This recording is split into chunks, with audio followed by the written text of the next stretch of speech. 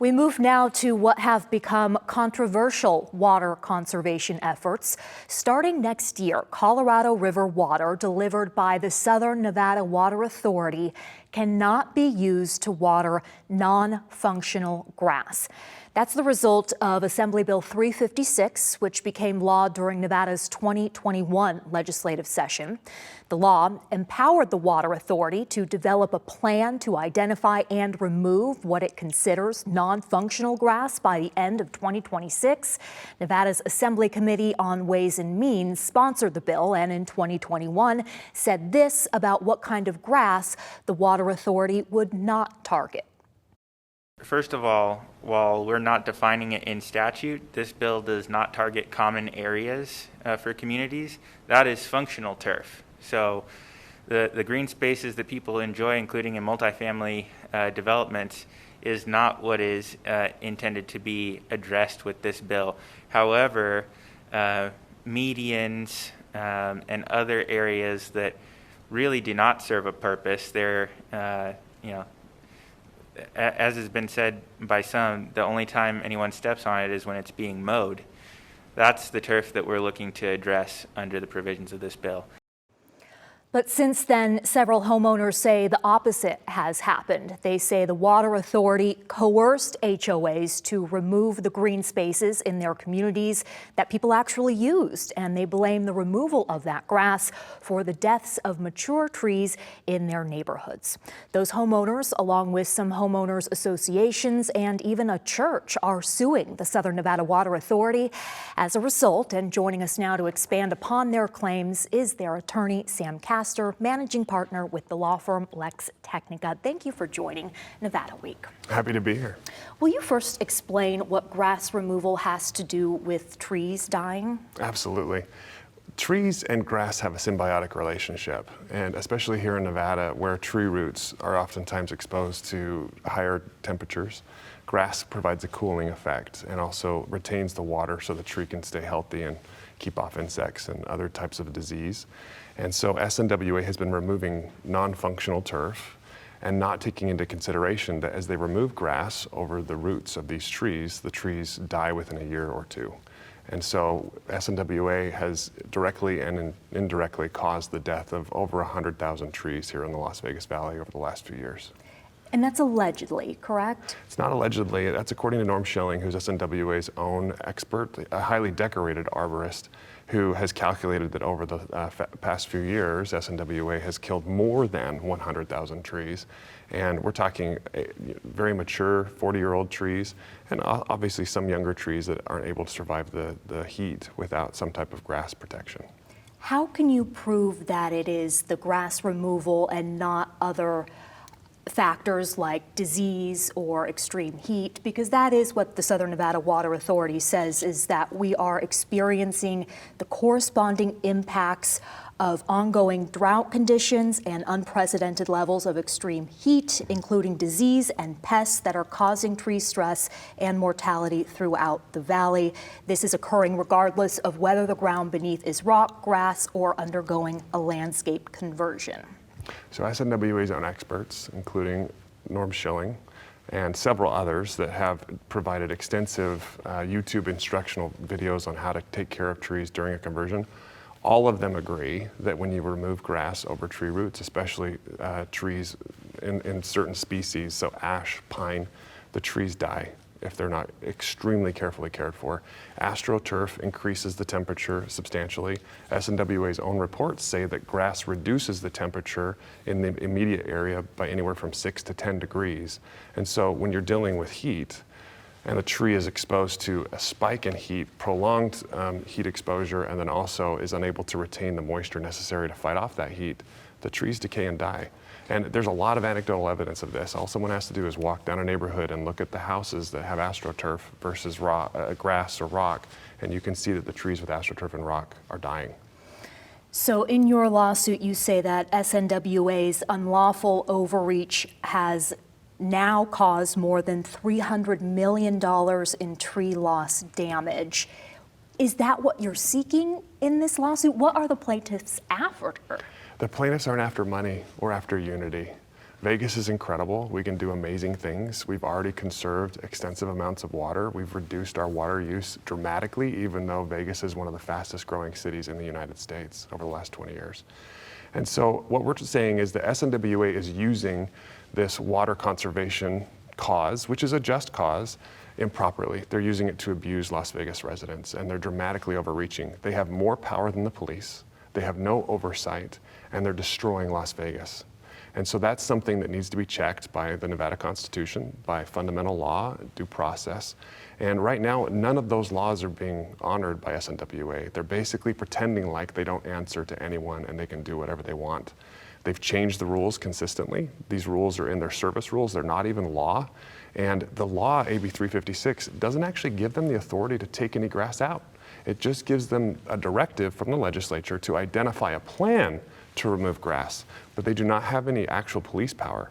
But they patrol these neighborhoods, and they're police-like cars that say wasting water is against the law, or it's against the law to water on days that you're not allowed to. That's not true. That's just a service rule that they have. And they're forcing people, scaring people, creating fear, uncertainty, and doubt to basically abuse Las Vegas, and that needs to stop. So you just want them to stop? Correct. Stop what they're doing entirely? I think the SNWA's job is pretty clear in their enabling statute. Their job is to get us more water. Their job is to advocate for us.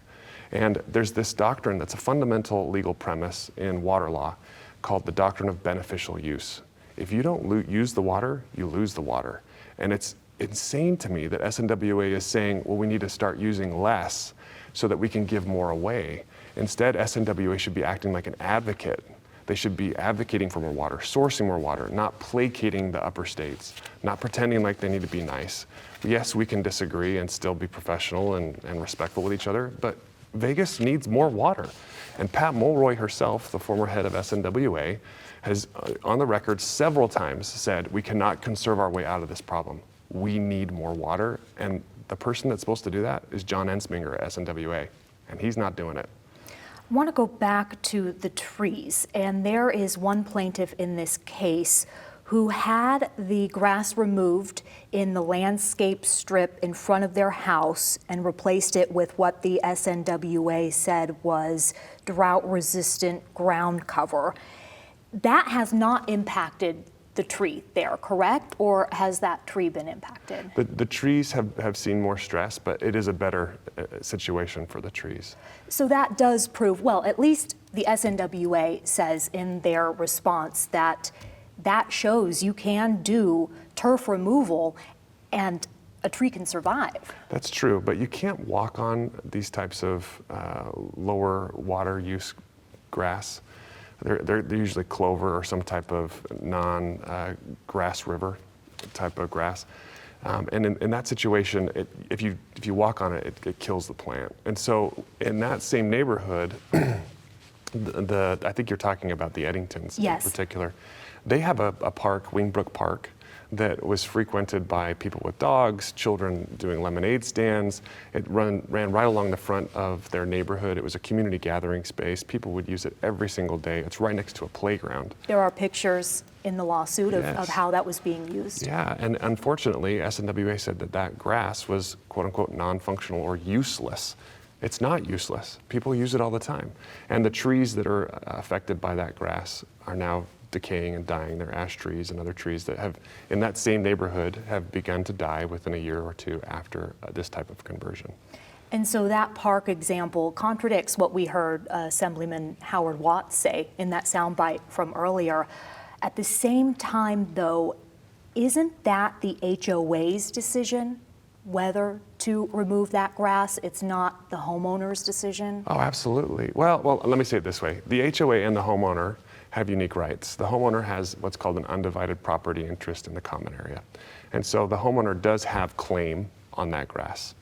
Also, the HOA has an opportunity to protect that grass, and they have an obligation under NRS 116 to ensure that if something happens to those common areas, they have to get consent from the HOA members. And so, yes, the HOA has the voice. Yes, the HOA is the watchdog to make sure that that is protected or used the way the community wants it to be used.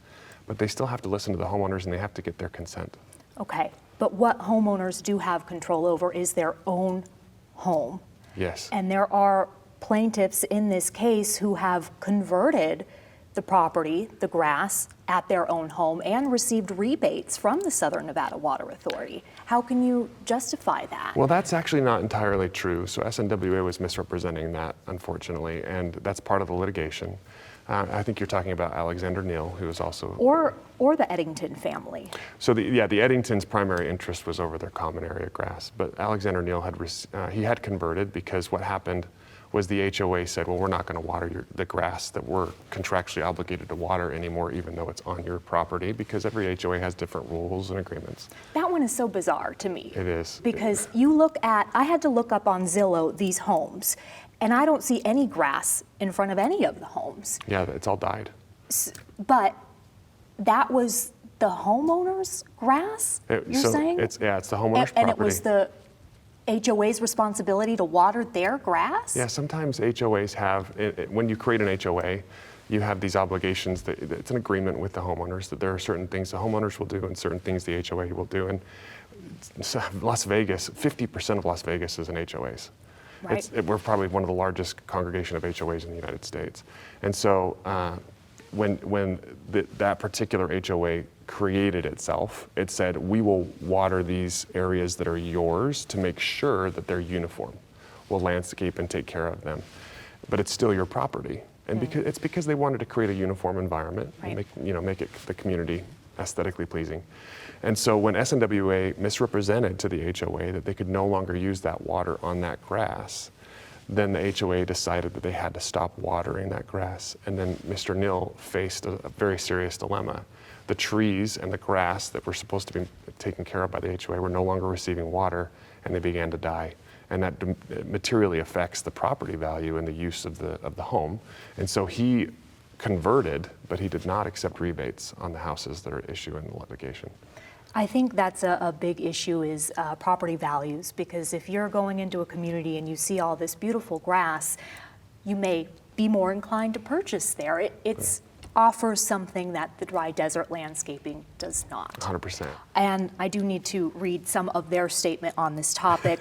Collectively, we need to acknowledge our scarce water resources and extreme heat challenges and continue making sensible outdoor landscaping choices that apply to everyone.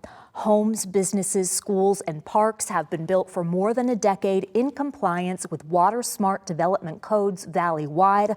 Water conservation has taught us one thing: there is always a portion of the community that won't like doing their part.